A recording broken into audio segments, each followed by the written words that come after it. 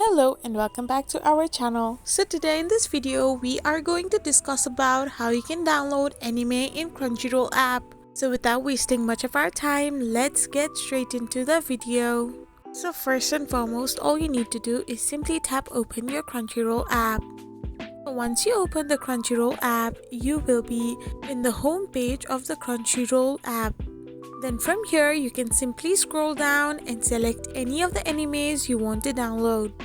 So here, I have selected one anime and I'm scrolling through the screen to download my episode. So once you scroll down and find your preferred anime episode or anime, you can simply press on the download button. However, you can only download the anime if you are a mega fan and an annual mega fan, or even you need to go premium to download any of the animes. So this is how you can download your anime on Crunchyroll. I hope you found this video helpful, so don't forget to hit that subscribe button and to give us a thumbs up.